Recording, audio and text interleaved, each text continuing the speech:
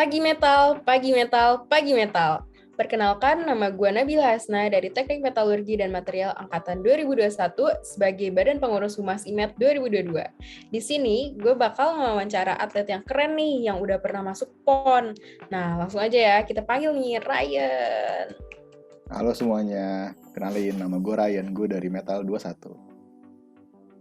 Halo, halo, halo. Kalau boleh tahu nih, sekarang kabarnya gimana? Alhamdulillah lagi baik-baik aja, sehat, dikasih kesehatan terus. Alhamdulillah. Nah, kalau boleh tahu, weekend-weekend ini ada kesibukan apa aja nih, Ryan? Kalau gue di luar dari dunia perkuliahan, gue biasanya kalau hari Sabtu Minggu tuh ada jadwal latihan gue, latihan panahan. Jadi weekend tuh latihan panahan ya? Latihan panahannya di mana tuh? Kalau gue di dekat rumah gue ada di lapangan di daerah kota Tangerang. Wah, panahan Tangerang nih guys. Nah, mungkin tanpa lama-lama lagi, langsung aja kita wawancara lebih lanjut tentang Ryan terkait dunia-dunia perpanahan ini. Kayak, gue mau tahu banget nih, kapan pertama kali lo terjun jadi atlet panahan? Kalau buat pertama kali ya, itu gue mulai dari kelas 2 SMP. 2 SMP. Kalau dihitung-hitung itu udah kayak lebih dari 5 tahun ya. 5 tahun yang lalu. Udah kayak cukup lama lu terjun di dunia panahan ini ya. Ya, udah lumayan Hmm. lama lah bisa dibilang. Kenapa sih lo tuh kayak pilih panahan nih dari sekian banyak olahraga yang ada? Pada saat itu olahraga tuh kayak cuma bola, bulu tangkis, basket itu aja kan. Nah, Hmm. pas gue lihat panahan itu, gue tertarik, penasaran, pengen coba, pengen terjun ke panahan itu sendiri. Jadi itu dimulai dari rasa penasaran gue. Hmm. Pas udah jadi dari berawal penasarannya, terus jadi lo mulai incip-incip. Nah, boleh ceritain tuh sekalian kayak pertama kali lo pegang panahannya atau pertama kali latihan tuh kayak gimana? Apa deg-degan atau kayak wah kaget ternyata keras atau berat? Pertama kali gue mulai panahan itu gue dari school ada di SMP.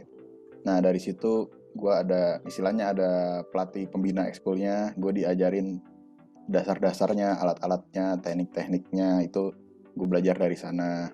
Seiring jalannya waktu gue ditawarin ikut-ikut lomba sekitar lomba-lomba lokal aja yang kecil-kecil dulu.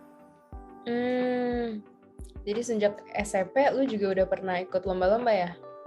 Ya ikut lomba. Tadi lomba-lomba kecilnya tuh apa aja tuh Ryan? Boleh dikasih tahu? Kayak kalau ada event sekolah gitu, kayak dia ada perlombaannya kan, itu kadang ada yang ngadain lomba panahan kayak di Aliklas, di Alix di Jakarta. Dari tingkat sekolah ya. Nah, Iya, boleh nih sekalian kasih tahu secara general atau keseluruhan kayak lomba-lomba yang pernah lo ikutin tuh apa aja sih? kalau dari tingkat misalnya provinsi tuh gue ikut, ada namanya Pekan Olahraga Pelajar, itu dulu SMP gue ikutin. Terus ada lagi di tingkat yang umumnya tapi masih provinsi, namanya Pekan Olahraga Provinsi. Itu gue pas gue SMA gue ngikutin itu. Dan di tingkat internasional gue juga pernah ikut, pas SMP sempat juga pernah ikut di internasional di Bangkok, di Thailand. Itu ada juga tingkat internasionalnya. Kemudian di SMA gue pernah ikut SEA Games dulu, tingkat ASEAN. Dan kalau di nasional kemarin gue ikut PON di Papua. Menarik banget ya guys. Kayak udah ada tadi di Bangkok, nyebut juga Asian Games, terus juga ada PON. Wah, gila. Kita coba loncat ke PON nih. Kan lo udah ikut PON. Nah, boleh nih lo ceritain pengalaman yang menarik banget yang bikin lo nggak bisa lupa dari peristiwa atau apa namanya, lo ada di PON ini. Kan kalau kebetulan PON kemarin tuh konotasinya kan di Papua ya. Di Papua itu kan lagi banyak rusuh-rusuh lah istilahnya. Nah, di situ serunya kita di situ super aware, kita di setiap tim kita dikasih penjagaan, ada 2 orang polisi setiap tim. Kemana-mana kita nggak boleh sendiri, itu sih yang kayak suasana baru buat gua, kita bener-bener dijaga ketat kemana-mana. Wow. Berarti kemanapun lo pergi pasti ada yang ikut patroli sama lo ya? Iya, itu di situ diwajibin sih. Mhm. Nah, tadi kan kita udah bahas nih tentang panah-panahan nih. Sekarang gue mau ngajak lo buat main yang seru-seruan. Gue ada sedikit games buat lo, Yan. Apa tuh? Boleh, operator share screen? Tanpa lama-lama lagi, mari kita langsung mulai aja. Mulai dari pertanyaan pertama. Sebutkan 3 kekuatan super yang mau lo punya. Banyak duit, bisa menghilang, sama super pinter. Banyak duit nih ternyata ini ya, kemampuan apa tadi? Super power ya, banyak duit. Iya, privilege itu. Oh, berarti Hotman Paris punya super power. Oh. Boleh next, operator. Sebutkan 3 alat musik dari Indonesia. Sasando, kolintang, sama apa yang kayak gitar tuh dari Jawa. Aduh, gue lupa namanya. Gue lupa. Astagfirullah, Ryan, kamu ini ya, cabut pas seni budaya. Dilatih lagi ya, mungkin bisa terjun ke dunia alat musik juga. Coba boleh next, operator. Sebutkan 3 mata kuliah departemen. Boleh. Yuk. Pisma, termostat, Mek. Kenceng. Wah, kenceng banget. Ini gue lihat-lihat Raini IMET-nya Akpro ya. Berarti, wah, nggak diraguin lagi nih. Oke, next. Operator. Iya dong, pinter gue. Pinter. Wah, ternyata udah kelar. Padahal masih pengen main lagi. Masih pengen main lagi nggak, Ryan? Boleh. Masih ya, buat sendiri ya. Oke. Sekarang gue masih pengen tahu lebih dalam lagi nih tentang lo. Tapi di luar panahan. Gak apa-apa kan? Fine-fine aja kan? Boleh. Gue mau nanya nih. Kalau gue lihat-lihat itu lo kan ikut atlet, lo ikut panahan, terus lo punya beban akademis juga, lo ikut organisasi, apalagi kan lo sekarang nih BEM ya, BEM Kastrat. Nah, gimana cara lo nyimbangin semuanya? Yang pasti kita harus punya namanya prioritas. Jadi kita tahu mana yang harus diduluin kalau ada semuanya berbentrok gitu. Jadi nggak pusing apa yang harus diduluin, apa yang harus diutamain. Semuanya bisa jadi utama kalau kita tahu prioritasnya. Jadi kita tahu kapan harus dikerjain, kapan harus apa, jadi semuanya bisa jalan. Itu lo dan rapin dari kapan, Ryan? Baru-baru ini atau dari pas zaman Mabim waktu dikasih tahu Skapri itu? Itu gue dari SMA sih kebetulan. Dari SMA tuh gue udah bisa dibilang cukup sibuk. Nah itu gue di sana banyak belajar time management, prioritas seperti itu juga. Wah, gitu. Dan kalau boleh tahu, lu kan bidang lo nih olahraga gitu ya. Dan kenapa lo tuh milih metal? Kalau metal di panahan itu kan kita alat-alat panahannya itu bahan-bahannya ada namanya grafit, karbon, terus besinya juga besi tungsten yang dimana besinya itu sangat kuat. Itu gue tertarik untuk mempelajari material-material tersebut, gimana cara membuatnya, gimana nerapinnya juga jadi sebuah barang. Itu kan dipelajarin di jurusan metal ini. Jadi gue tertarik sih masuk metal gara-gara itu. Oh, paham. Berarti lo udah research sebelum masuk ya? Iya, bisa dibilang gitu. Keren ya, keren guys.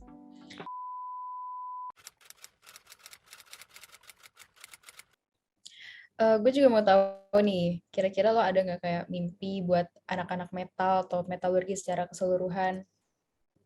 Kalau secara keseluruhan sih, kan kita ada yang online dan offline ya. Kita belum pernah saling ketemu. Gue sih pengen sekali-kali semua angkatan itu kita ketemuan offline-nya. Amin. Wah, gue juga pengen banget ya. Apalagi dari capek gitu jadi angkatan online. Duduk mulu di kursi. Mendingan kita duduknya di FT atau Kantek atau Fokus. Bener? Boleh. Bener. Nah, gue juga mau minta nih pesan dari lo buat IMET sekarang ini apa?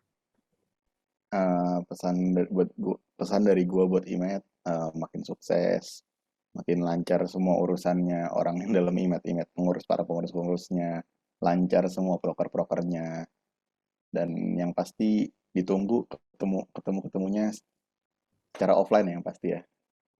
Amin, semoga ya. Semoga Imet Solid nih nanti juga offline ya. Amin. Oke, gue mau ngucapin makasih juga buat lu Ryan udah nyempetin waktunya buat wawancara malam ini. Semoga lo makin sukses di Imet Akpro lu, di BMK Strat lu, di Panahan lu, dan semua akademis lo. Dan semoga semua impian dan mimpi-mimpi yang tadi lo udah sebutin tercapai. Gue doain lo sampai internasional manapun, sampai luar planet juga ya. Amin.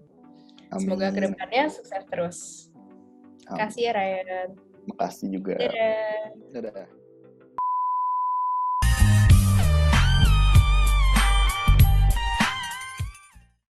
Pagi Metal. Perkenalkan, nama gue Nova Akila dari Teknik Metalurgi dan Material Angkatan 2021 sebagai Badan Pengurus Humas IMET FTUI 2022. Nah, di sini gue bakal ngewawancara orang yang keren banget nih di metalurgi ini. Siapa lagi kalau bukan Bang Andi. Dulu perkenalan dulu. Halo teman-teman semua. Halo warga metalurgi. Gue Andi dari Metal 19. Halo, jadi buat sekarang ada kesibukan apa nih Bang? Sekarang sih lagi kuliah aja sebenarnya, lagi proses nyelesain KP, lagi menuju presentasi akhir, insya Allah di akhir Maret ya. Akhir Maret ini rencananya bakal presentasi ke perusahaan di Metso, sama ya paling sambil ngerjain yang lain aja. Oke, semoga semangat terus sama semoga nanti KP-nya lancar sama presentasi juga. Amin. Makasih juga sih Bang udah nyempetin waktunya di tengah kesibukan ini. Gitu. Mungkin tanpa lama-lama lagi langsung aja nih kita mulai wawancaranya terkait dunia magang nih Bang. Mungkin boleh banget nih Bang di-sharing tentang magang Abang yang sekarang nih magang di mana, terus kayak ngapain aja. Mungkin boleh dicerita-ceritain ke kita-kita. Kalau cerita tentang magang sebenarnya di tahun kemarin itu ada gue tuh ngambil beberapa kali magang. Jadi ada yang sempat di core competence, ada yang di non core competence juga. Nah, sekarang yang terakhir ini magang di media. Ini namanya Senayan Post. Kalau teman-teman mau follow boleh juga. Itu @post__. Itu boleh teman-teman follow di situ. Di situ gue jadi salah satu in-house timnya lah, ngerjain mainly-nya sebagai video editor, tapi yang lain-lain juga kayak proses kreatifnya juga gue ikutan, terus ngambil gambarnya juga kadang-kadang ikutan, jadi talent juga kadang-kadang ikutan gitu. Oke, kalau boleh tahu dulu Abang masuknya tuh kayak inisiatif sendiri atau gimana tuh Bang? Diajak, gue inget banget itu tuh gue mulai tuh kemarin di bulan Desember, gue masuk tuh bulan Desember.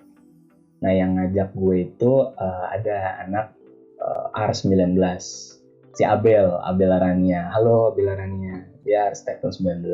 Nah dia ngajak gue buat gabung di Senayan Post karena gue sama Abel itu bareng di teknik open house sebenarnya. Nah Abel itu tahu gue banyak main di kreatif, banyak main di media juga, makanya nyari orang dan yang muncul ternyata namanya gue di kepala dia.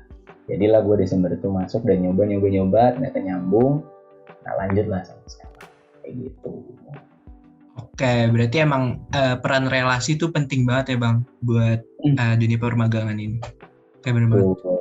Oke, mungkin abis yang serius-serius kita lanjut ke yang seru-seru nih Bang. Kita ada games juga. Ada games juga dari Mahakarya. Nah, jadi gamesnya kita bakalan main games 5 second rules Bang. Jadi nanti gue bakal kasih pertanyaan yang gampang-gampang aja. Cuma Bang Andi cuma boleh jawab 5 detik. Oke. Oke, cepet-cepetan nih Bang. Nggak lama-lama lagi, kita langsung aja mulai pertanyaan pertama ya Bang. Seru juga nih Mahakarya nih ada game-nya. Pastinya Lanjut ya, pertanyaan pertama. Sebutkan 3 tokoh superhero dari Indonesia. Ayo 5 detik nih Bang. Gatot Kaca, 212, ini 212. Buto Ijo. Gue dari gua si Buta dari gua hancur. 212. Buto Ijo, boleh banget. Kenapa kepikiran itu deh Bang? Bukan itu yang si Buta dari gua hantu kan bajunya hijau. Gue pikiran Buto Ijo. 212 itu loh yang putih yang ada tatonya 212 lu tau gak sih? Tuh. Oke, 212 mungkin tadi maksudnya Wiro Sableng ya Bang ya? Wiro Sableng, iya kan tatonya 212. Bajunya putih-putih, ya kan? Iya, takut ada yang salah mengerti aja. Bener. Iya. Oke, mungkin langsung aja ke pertanyaan kedua, operator. Siap-siap Bang. Sebutkan 3 komik yang pernah Abang baca. Apa aja Bang? Batman, Superman, I Shield 21. Bisa beneran pembaca komik nih nggak taunya. Itu Iya, baca baca. pas apa tuh Bang? I Shield 21 tuh gue full dari chapter 1 sampai habis. Gue punya komiknya, komik fisik. Gue beli dulu. Keren. Koleksi. Mengkoleksi gitu ya Bang berarti. Itu Iya, lu dulu. baca pas kuliah atau SMA Bang? SD. SD. Masih gabut-gabut ya? Masih gabut-gabut ya? Dulu tuh kita SD baca komik. Dulu 15.000. Kacau. Oke, lanjut aja ke pertanyaan ketiga. Ya. Sebutkan 3 kekuatan super yang pengen Abang punya. Apa tuh? Ya lihat tembus pandang. Aduh. Terbang. Sama bisa time machine kayak ngulang waktu. Kenapa lihat tembus pandang? Coba diklarifikasi yuk. Iya kan kita bisa jadinya kalau misalkan ada kejahatan di satu tempat kita bisa lihat jadinya kita bisa tahu. Bener banget. Penting. Boleh. Ya, abis ini kita masuk ke wawancara yang sesi kedua. Oke, gue penasaran aja sih Bang. Kayak buat lu kan kalau nggak salah Duta Humas UI ya Bang. Bener nggak Bang? Betul. Gimana sih Bang cara jadi Duta Humas UI Bang? Disclaimer, gue di Duta Humas itu di tahun 2020 berarti ya, di tahun 2020. Sekarang udah enggak, sekarang udah pensiun. Oke, Tadi kalau pertanyaan dulu apa? tuh gimana Bang? Gimana caranya jadi Duta Humas UI Bang? Dulu itu tahun 2020, gue proses daftarnya biasanya setahun sebelumnya, jadi kayak 2019 akhir lah, Novemberan atau Desemberan akhir tahun lah, itu biasanya bakal open recruitment supaya tahun berikutnya itu udah orang baru dan udah siap buat kegiatan-kegiatan lagi, udah siap buat event-event. Nah buat proses seleksinya itu kalau dulu pas zaman gue, pas angkatan gue itu ada dua tahap seleksi. Yang pertama itu ada seleksi CV. Jadi lo kirim berkas CV lo. Nah, terus yang kedua kalau lo lulus dari seleksi CV itu, seleksi berkasnya lo lulus, kesaring. Nah itu bakal lo dipanggil buat wawancara. Buat yang udah lolos berkas, ada proses wawancara. Gitu. Oh begitu ya Bang, berarti tahap-tahap seleksinya. Mungkin teman-teman di sini juga nggak tahu Duta Humas tuh kerjanya ngapain aja sih, kayak kegiatan yang dilakuin tuh apa aja Bang? Kalau pas offline sih sebenarnya banyak banget ya kegiatan-kegiatan yang membutuhkan penjelasan tentang UI sebagai universitas gitu. Ngasih informasi teknis tentang UI sebagai universitas itu banyak banget sebenarnya.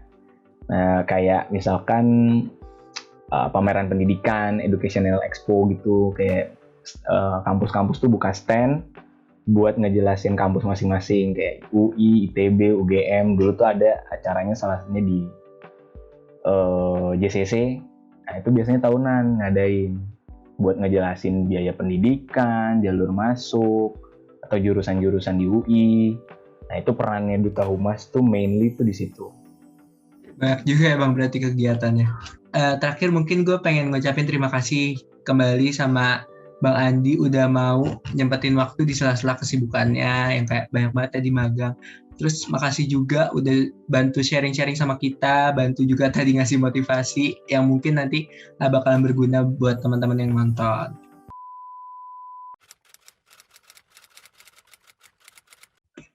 Mimpi buat metal, aduh ini mimpi sih. Gue harap metal bisa kumpul serame kayak dulu sih, kayak lagi pas offline. Itu gue harap gue bisa ngerasain itu lagi sebelum gue lulus, kayak TC foto 4 angkatan tuh bisa kejadian di lapangan tuh. Menurut gue bakal jadi kenang-kenangan yang berkesan sih. Amin banget Bang. Selesai sesi wawancaranya Bang. Makasih. Udah itu ucapin. Yuk.